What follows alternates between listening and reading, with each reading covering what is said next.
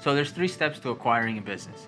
The first is how you're going to create your entity to acquire that business. The second step is the due diligence process, which is where clients get to investigate the business they're going to buy and look at books and records and contracts and stuff like that.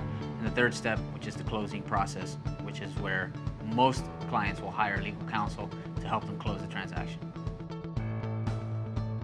I'm Julian Casal. I'm the managing partner at Casal Moreno, PA, and I handle commercial transactions and structuring. When you're thinking about acquiring a business, most clients are usually very excited and they want to move forward quickly with the process. It's best to hire an attorney when you're going to enter into a contract with the seller, so the attorney can review the contract and guide you through each step of the way from the contract until closing. There are plenty of potential pitfalls a client could come across if they try to do these things by themselves. A simple example is something as basic as setting up and choosing the proper entity. We had a client who hired us a year after they acquired their business because they ended up paying tax twice, income taxes, because they set up as a corporation. They didn't file the proper paperwork to go through a pass-through entity for a small partnership. This was a very small retail business that they acquired that year. And when you set up as a corporation, you pay tax at the corporate level, and then you pay income tax at the personal level. So they hired us after the fact. We set them up as a limited liability company, pass through, pay tax one time.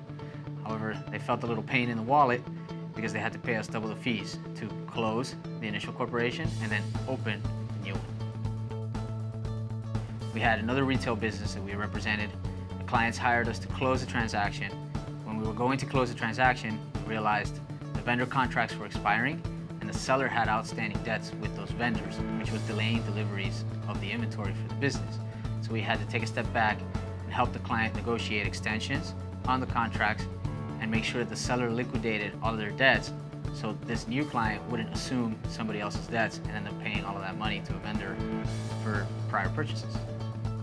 So the potential consequences of doing it yourself and making a mistake is that when you go back to fix the problem, whether it be a problem at the beginning with this corporate structure and you have to close one entity and open another entity, or if it's a contract that was not reviewed correctly and you have to renegotiate the contract, you're now paying a professional to do it twice because they have to fix the problem and then create the new correct process.